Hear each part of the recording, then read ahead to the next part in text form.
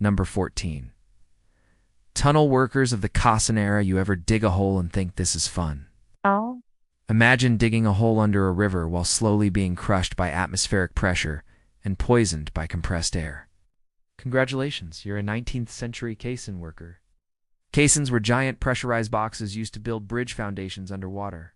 Workers would be lowered inside to dig out mud and rocks, all while sealed in like giant steel pressure cookers. It was hot. It was dark. The air was thick with fumes. And every second you stayed down there, nitrogen bubbles were plotting their revenge in your bloodstream. When workers resurfaced too quickly, the gas expanded and BAM the bends. Again, because apparently nature just really hates human ambition. Symptoms included joint pain, paralysis, vomiting, and death. Which is how the Brooklyn Bridge got nicknamed the bridge built on blood. Also, explosions were common. Fire plus compressed air equals kaboom, and if that didn't get you, sometimes the river just collapsed the caisson, like the earth saying, nope, not today. Despite all this, thousands of workers, many of them immigrants, lined up for the job because the pay was decent and options were limited. Just another case of die trying or just die. Number 13. Matchstick girls. Let us close this little parade of professional horror shows with a job that sounds delightful, but was actually pure. Glowing nightmare fuel. Matchstick girls. These were young women, and often literal girls, employed in match factories during the late 1800s. Their task? Dipping sticks into a magical white substance called white phosphorus. Sounds fancy, right? Oh, except that stuff is horrifically toxic and basically turns your jaw into melting cheese. See, white phosphorus was highly flammable, but it had the nasty side effect of causing phossy jaw, a condition where your face starts to rot from the inside out. Gums would swell, teeth fell out. Parts of the jawbone glowed in the dark and then disintegrated. You know, glamorous industrial vibes. But the companies, they didn't care. So they paid pennies, ignored complaints, and ran the factories like Victorian death traps. The girls worked 14-hour days, inhaling clouds of poison with every breath. While corporate bosses probably congratulated themselves for empowering the female workforce, eventually the match girls had enough. In 1888, they staged a massive strike. One of the first major labor protests led by women. It drew public attention, sparked outrage, and eventually forced the companies to switch to safer materials. But not before dozens of workers suffered lifelong disfigurements, and worse. All so you could light a candle with a tidy little snap. So next time you strike a match, just remember, it was once a luxury, paid for with someone's face. Number 12. Divers in the decompression chamber. Today's modern divers have wetsuits, sonar, and oxygen tanks that don't look like medieval torture devices. But go back a century, and you'll find deep-sea divers wearing 100-pound brass suits that made them look like sad aquatic robots. Their job? Walk along the ocean floor, doing things like repairing underwater cables, retrieving lost cargo, or salvaging sunken ships.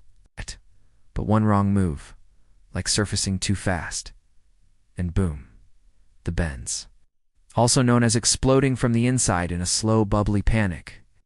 And because they were attached to a surface air pump via a long hose, they were one unlucky tug away from drowning, or having their helmet crushed like a soda can under pressure. Good times also. You were blind most of the time. These suits had tiny, foggy windows. And the sea was filled with fun things like jellyfish, shipwrecks, and the occasional curious shark. Just what you want when your only weapon is a wrench and a prayer. So yeah, deep-sea diving before modern tech was like being buried alive underwater with a high chance of fizzy death. Number 11. Steelworkers on skyscrapers. You've seen the photos. 1930s. Construction workers casually eating lunch on a narrow steel beam. 900 feet in the air with zero safety gear and all the chill of a guy in a recliner. Those weren't actors. Those were real guys. Their job was insane. These steelworkers, often called skywalkers, were the backbone of the skyscraper boom in New York and Chicago. They walked beams the width of a shoebox, high above the city, welding and riveting massive steel bones into the sky. There were no harnesses, no nets, no second chances. Slip, and it's game over in high-speed vertical mode. Hundreds died, but the work was fast, paid well, and for many immigrants, especially Mohawk ironworkers from Canada, who were legendary for their fearlessness. It was a path out of poverty, a really, really narrow path. They dealt with wind gusts, rain, snow, and vertigo, all while balancing heavy tools and trying not to look down, or look thoughtful for a photograph that would later be used on every motivational poster ever. But make no mistake, these guys weren't daredevils. They were desperate and brave, got and probably had the strongest calves on Earth. Basically, they built the modern skyline while turning anxiety into an Olympic sport. Number 10. Resurrectionists now for something truly charming. Grave robbing, but make it Victorian. In the 18th and 19th centuries, medical schools needed cadavers to teach anatomy, but, plot twist, the legal supply was basically zero, so, they outsourced. Enter the resurrectionists, also known as body snatchers. These guys would sneak into cemeteries at night, dig up fresh corpses, and sell them to surgeons. And while it sounds like a spooky horror story, it was more like the gig economy, but grimier. They had to work fast, within 48 hours of burial, ideally, before the body decayed or guards caught them. Some used grappling hooks, others bribed sextons. Some just got really good at speed shoveling. It was like Ocean's 11, but everyone smelled like rotting despair. And the risks, massive. Families started installing coffin traps, actual cages over graves. Vigilantes patrolled cemeteries with shotguns and dogs. Get caught, and you were beaten, arrested, or worse, not even paid. And the courts usually didn't charge them with theft, but still. Bad vibes all around. Ironically, these criminals paved the way for modern medical science. They broke laws so future doctors could learn what a spleen does. Probably haunted a few dorm rooms in the process. So yeah, next time you're in med school, pour one out for the guy who hauled that cadaver up by hand at 3 a.m. Number 9. Greek fire operators. Let's say you're in the Byzantine Navy, it's the 7th century, and someone hands you a mysterious nozzle connected to a bronze tank. Your job? Spray out Greek fire, a legendary, highly flammable substance that ignites on contact and can't be put out with water. So yeah, welcome to history's version of a flamethrowing maniac with absolutely no protective gear. Greek fire was basically the medieval napalm. The exact formula was a state secret so guarded, it's still lost to history, which is a real shame for the guys using it. Because if you spilled it, or the wind shifted, you'd become a human torch faster than you could shout Byzantium. Operating this stuff meant standing on the deck of a wooden ship during battle, with literal liquid dragon breath shooting out in front of you. And that's assuming the pump didn't backfire, or the hose didn't leak, or the enemy didn't shoot a flaming arrow directly into your face. Oh, and fun detail. Sometimes they stored it in ceramic grenades. Grenades that they carried. On boats, where fire was the mortal enemy. This wasn't a job. It was an elaborate suicide dare. So yeah, being a Greek fire operator was like playing Russian roulette with a flamethrower while balancing on a canoe. Bold career choice, Emperor. Bold.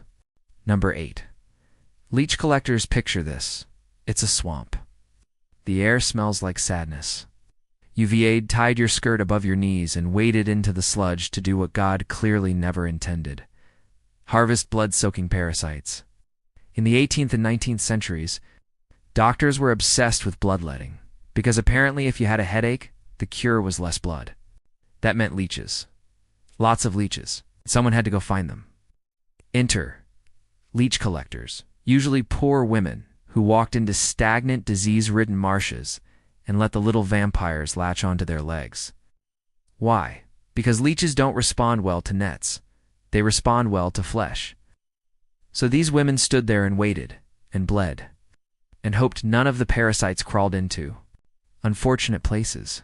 Eventually they'd gather the squirmy treasures and sell them to doctors, barbers, and anyone with a humor imbalance. And yes, they often got infected wounds, lost toes, and suffered severe anemia from repeated bites. So the next time someone says find a job you love, just remember, someone once loved collecting leeches off their own legs for money, or at least pretended to. Number 7. Powder monkeys. If your childhood dream was to get on a pirate ship and chowder I regret to inform you that the reality involved more explosions and fewer catchy sea shanties. Powder monkeys were young boys, often as young as 8, tasked with one very chill, totally non-terrifying job, carrying open containers of gunpowder through the bowels of warships. During battle, while the ship was literally on fire and being shot at, their job was to dash up and down the narrow corridors, dodging cannonballs, fire, and grown men screaming like seagulls on espresso, all while holding something that could blow the entire ship sky high if they tripped. Which, spoiler, they sometimes did. They weren't allowed to wear shoes, they had no protection, and they were constantly at risk of being shot, exploded, or trampled by panicking sailors. And the reward? A small amount of pay, some stale biscuits, and maybe, a pat on the head from a guy named Captain Bloodbeard. So yeah, if you ever had a paper route as a kid and thought that was rough, at least you weren't carrying live explosives past cannon fire at age 9. Number 6. Human alarm clocks before iPhones, alarm clocks, or even basic decency. People in the 19th and early 20th centuries had knocker-uppers. No, not weird Victorian euphemisms. Real human beings whose job was to go around at 4 a.m. and wake people up with a stick or a pea shooter, or a long pole tapping your bedroom window. Imagine being so broke that your entire life revolves around waking up at 3:30 a.m. so you can wake up other people at 4 a.m. Who wakes the waker-upper? No one knows. It's the existential version of Who Watches the Watchman. These folks worked in all weather, rain, snow, plague, you name it. They walked miles each morning just to gently harass your window with a stick until you started your shift at the coal plant. And if you think that sounds wholesome, picture this. An old man standing outside your house every morning, whispering your name and flicking beans at your second-story window. In some cities, they were so respected, they had designated routes and official sticks. In others, they were just one foggy morning away from being mistaken for a burglar and accidentally peppered with birdshot. So yeah, the next time your alarm goes off at 7 a.m., remember, at least no one's outside spitting peas at your windows. Yet. Number 5. Chimney sweeps. Imagine being 8 years old and your job is crawling into a chimney, a lit chimney. Welcome to 18th century England, where child labor wasn't just a tragedy, it was a career path. Chimney sweeps were usually orphaned or sold children who were small enough to shimmy up narrow flues. Armed with nothing but a brush, a bag, and whatever childhood innocence hadn't been scorched away by coal dust. And this wasn't like some magical Mary Poppins nonsense. This was suffocating, blistering, bone-breaking work. Kids would get stuck, fall, or be roasted alive if someone lit a fire too soon. But the real kicker, if you survived all that, you'd still probably die early from something called chimney sweeps carcinoma, which is fancy medical talk for aggressive but cancer caused by soot exposure. Yes, but cancer. Because if you were lucky enough to survive the flames and suffocation, the toxins gave you a slow-motion death with no workers' comp, no health care, and certainly no chimney sweep union. But hey, on the bright side, they sometimes got paid in food. So, risk your life. Get a sandwich. Totally fair trade. Number 4. Arsenic dressmakers. Let's take a sharp left turn into fashion.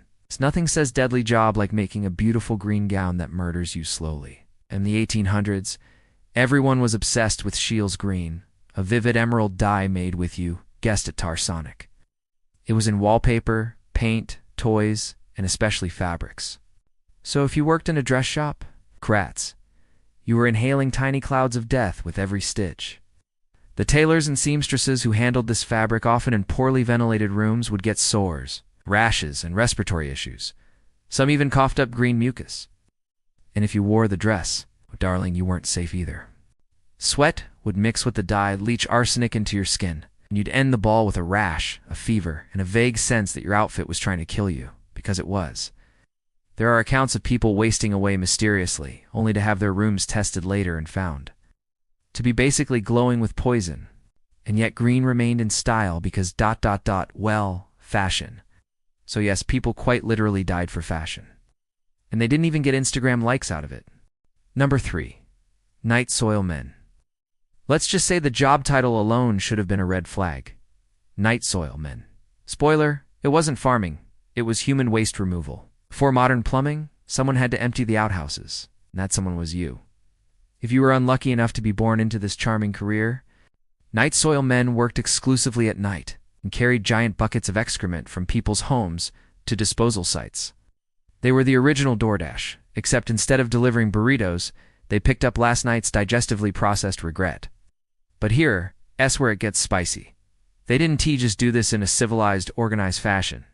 No. They had to climb into narrow, collapsing pits under homes, often with no safety equipment, in complete darkness. Gas buildups, check. Drowning hazards, check. Rats the size of your self-esteem, check. And the smell. Imagine every public restroom at a music festival, blended into a smoothie and sprayed into your soul. Socially, these guys were outcasts. People crossed the street when they saw them. But ironically, without them, entire cities would have drowned in their own poop. So next time you flush a toilet, send a mental thank you to the night soil men. They crawled so your plumbing could run. Number 2. The radium girls. Let's say you get a new job painting watch dials.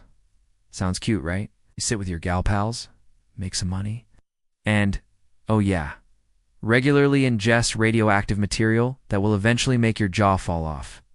Welcome to the 1920s. Back then, glowing in the dark was the flex, and radium, a shiny radioactive element, was the secret sauce. Companies hired young women to paint dials with radium paint, encouraging them to use their lips to point their brushes. Yes, their lips, because nothing says health and safety like licking a stick covered in atomic death. At first it was fun. The girls would paint their teeth and nails at lunch breaks to glow like human glow sticks. The companies told them radium was safe, even good for them. Like a kale smoothie, but with 100% more cancer. Fast forward a few years and their bodies began to betray them. Teeth fell out, jaws disintegrated, their bones literally lit up in x-rays. The worst part, the companies denied everything. They said the women were just hysterical. Spoiler, they weren't. The radium girls eventually sued, leading to massive reforms in labor safety laws. But you know, only after radiation turned them into human nightlights. So thanks, capitalism. You really outdid yourself with this one. Number 1. Sewer hunters of Victorian London. So, you've just finished your fish and chips. Imagine crawling into the sewers under 1800s London with a candle in your teeth and a stick in your hand, all because you might find a coin, or a piece of jewelry, or a whole dead rat wearing a monocle. That's right, folks. Welcome to the glorious world of toshers. Toshers were essentially treasure hunters of human waste. Their job was to wade through raw sewage in pitch-dark tunnels for hours, scraping walls and fishing through puddles of pure filth. Why? Because society threw away everything, and if someone dropped a silver spoon down a drain, that was payday for a tosher. But the risks, oh boy. First, there was the delightful bouquet of methane gas, just waiting to turn your candle into a sewer-based fireworks display.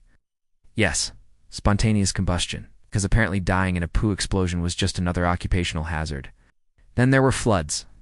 One minute you're knee-deep in sludge, the next you're being swept away by a tidal wave of other people's bad decisions. Also remember, this is the Victorian era. No vaccines. That scrape on your leg from a rusty pipe? Congratulations. You now have cholera, tetanus, and regret. And yet, some toshers pass this trade down like a family business. Son, one day all this will be yours. Gestures proudly at River of Disease. It's like the worst version of the Lion King. Basically, these guys were the original urban miners, except instead of gold, they struck tuberculosis. That's all for today. I'll be making similar videos in the future. Get subscribed to see them.